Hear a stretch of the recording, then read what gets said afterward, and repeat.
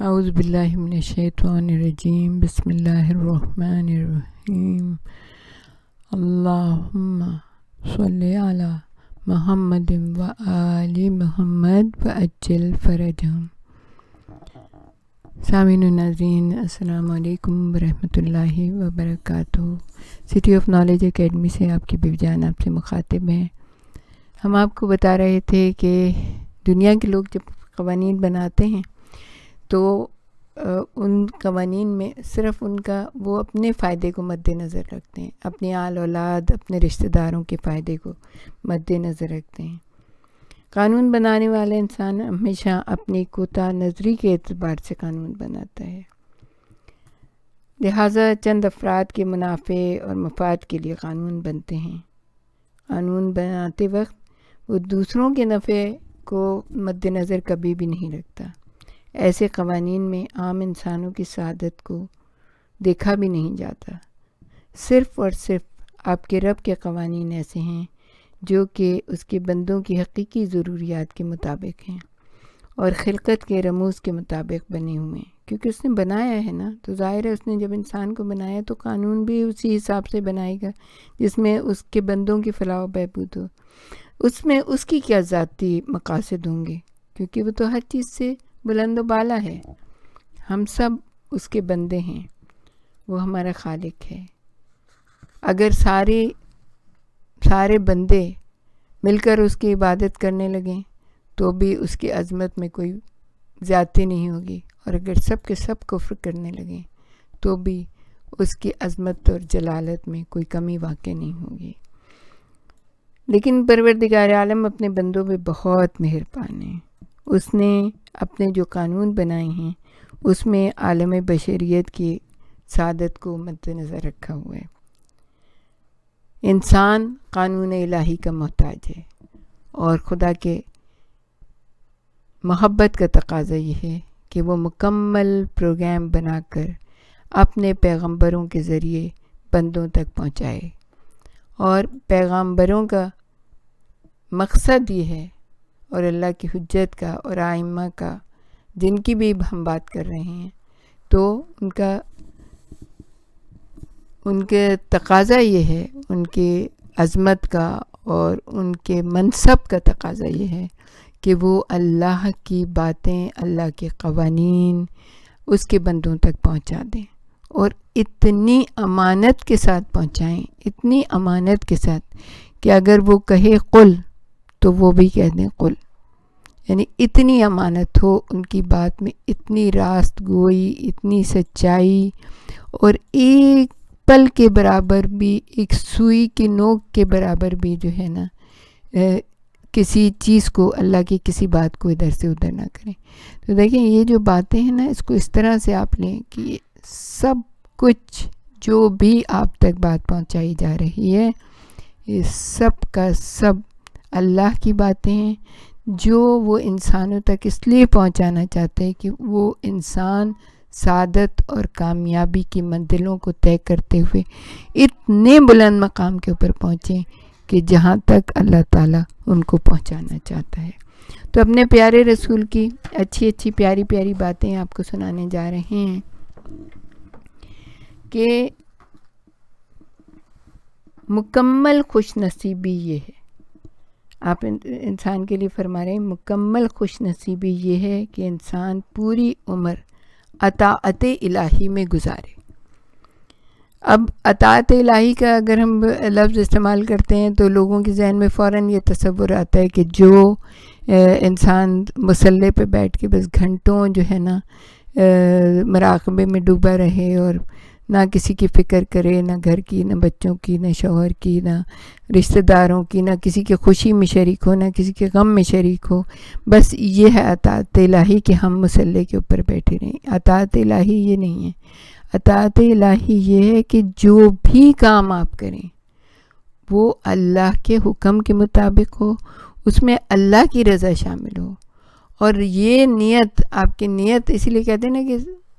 صبح اٹھیں تو نیت کریں کہ آج ہمیں کیا کیا کرنا ہے، وہ کریں کہ جو اللہ تعالیٰ جس سے خوش ہو، جسے وہ پسند کرتا ہے۔ اگر اس کے لیے ہم آپ کو امام حسن علیہ السلام کی ایک واقعہ آپ کے سامنے مختصر طرح گوش گزار کر دیں کہ امام حسن ایک بار جو ہے وہ اعتکاف میں بیٹھے ہوئے تھے. آپ کو پتہ ہے کہ اعتکاف میں سے تو جب انسان بیٹھ جاتا ہے تو جتنے دن کا اس نے نیت کی ہوتی ہے تو وہ اعتکاف کرنا ہوتا ہے, اس کو مسجد میں سے نہیں نکلتے, وہیں پہ ان کو کھانا پانی سب کچھ پرووائڈ کیا جاتا ہے. تو اعتکاف میں بیٹھے ہوئے تو ایک شخص آیا اور آ کے کہا کہ فرزند رسول, یہ جو ہے ایک شخص ہے جس سے میں نے قرض لیا تھا اور وہ مجھ پہ بہت ہی زیادہ سختی کر رہا ہے, اور مجھ پہ بہت زیادہ وہ سختی کر رہا ہے, تو آپ جو ہے جا کے ذرا اس سے میری سفارش کر دیجئے. تو امام اٹھے اور آپ نے اپنے نالین مبارک پہنے اور آپ اس کے ساتھ جانے لگے. تو جتنے لوگ وہاں پہ بیٹھے ہوئے تھے انہوں نے کہا کہ فرزند رسول آپ اعتکاف میں ہیں. تو امام نے مڑ کے ان بے وقوف لوگوں کی طرح, بے وقوف تو نہیں کہیں گے, خیر ظاہر ہے کہ جتنا علم تھا ان کو ان کا ہی وہی بتائیں گے نا. تو جو ہے انہوں نے کہا آپ اعتکاف میں. تو میرے مولا نے کہا کہ یہ جو ہے دو لوگوں کو, ایک بندہ خدا کو جو ہے نا اس پریشانی سے نجات دلانا بہت اعتکاف کرنے سے بہت بڑھ کر ہے, اور یہ میرے نانا جناب رسول خدا نے بتایا. اب وہ بالکل صحیح حدیث جو ہے وہ ہمیں بالکل ویسے یاد نہیں, لیکن اس کا مفہوم یہ تھا کہ لوگوں کے درمیان مثال کے طور پر صلح صفائی کرانا, جھگڑے کو مٹانا, وہ بہت سارے روزہ نماز اور اس قسم کی چیزوں سے بہت بڑھ کر ہے. تو آپ نے ارشاد فرمایا کہ اطاعت الہی کیا ہے؟ مکمل خوش نصیبی, کہ جو بھی آپ کر رہے ہیں وہ آپ اللہ کی اطاعت اور اس کی خوشنودی کے لیے کریں, اس کی رضا کے لیے کریں. پھر آپ نے ارشاد فرمایا کہ انبیاء سالار ہیں, فقہا سردار ہیں, اور ان کی ہم نشینی اضافہ درجات کا موجب ہے. یعنی کہ اگر ان کے ساتھ کوئی بیٹھتا ہے نا تو اس کے درجات میں اضافہ ہوتا ہے. ظاہر ہے اچھی باتیں سنیں گے, اچھی باتیں سمجھیں گے, اچھی باتیں پھر کرنے کی کوشش کریں گے, ہماری کردار کی تصحیح ہوگی, تو وہ جو ہے ان کی ہم نشینی میں. اور خاص طور سے کہا گیا کہ علماء کی ہم نشینی اختیار کو انسان کے درجات بلند ہوتے ہیں. پھر آپ نے ارشاد فرمایا قصہ گو ناراضگی کا منتظر ہوتا ہے اور سننے والا رحمت کا منتظر ہوتا ہے. پھر فرمایا تاجر رزق کا منتظر ہوتا ہے اور ذخیرہ اندوز لعنت کا منتظر ہوتا ہے. یعنی کہ تاجر جو ہوتا ہے وہ حق اور حلال سے کما رہا ہوتا ہے تو وہ منتظر ہوتا ہے کہ اس کے رزق میں برکت ہوگی. لیکن جو ذخیرہ اندوز ہوتا ہے وہ سمجھتا ہے کہ میں ذخیرہ کر کے لوگوں سے زیادہ پیسے بٹور لوں گا, اس وقت جو ہے نا مارکیٹ میں یہ چیز موجود نہیں ہے تو میں زیادہ سے زیادہ یہ مختلف جگہوں سے یہ چیزیں جمع کر کے اور اپنے پاس رکھ لوں گا, اور جب وقت آئے گا ایسا تو میں جو ہے نا اس کو نکالوں گا ان چیزوں کو, تو مجھے بہت زیادہ پیسے ملیں گے. جب مارکیٹ میں کمی ہوگی تو مارکیٹ میں زیادتی ہوتی ہے تو وہ جمع کر لیتا ہے, اور مارکیٹ میں کمی ہوتی ہے تو پھر وہ نکالتا ہے, لوگوں سے زیادہ پیسے جو ہے وصول کرتا ہے. تو آپ نے ارشاد فرمایا اس کے اوپر اللہ کی لعنت ہوتی ہے. اچھا, پھر آپ نے فرمایا بہت ہی افسوسناک بات ہے کہ افسوس بالائے افسوس اس کے لیے ہے جو اپنے بچوں کو تو فراوانی رزق میں چھوڑائے اور خود اللہ کے حضور برائیاں لے کر پیش ہوئے. یعنی کہ اس شخص پہ کتنا افسوس ہے کہ اس نے رشوت ستانی کی, اس نے ذخیرہ اندوزی کی, اس نے لوگوں سے مال غصب کیا, اس نے لوگوں کے اوپر ظلم کیا, اور اپنے بال بچوں کے لیے تو وہ چھوڑ کے آ گئے. اب وہ انجوائے کریں گے, وہ خوب خوش رہیں گے, اور حالانکہ یہ مال ان کے لیے بھی اچھا نہیں ہوتا جب تک کہ وہ اس میں سے صدقات اور خیرات نہ نکالیں, لیکن وہ خود جو ہے نا اللہ کے حضور جناب بہت ساری برائیاں لے کے پیش ہوئے, اور ظاہر ہے ان کا انجام جو ہے بہت زیادہ خراب ہو. پھر آپ نے ایک اور بات کہا مظلوم اگر فاجر بھی کیوں نہ ہو اس کی بد دعا یقیناً مقبول ہوتی ہے. کتنا ڈرایا ہے اس چیز سے کہ کسی کی بد دعا نہ لو, کیونکہ بد دعا اگر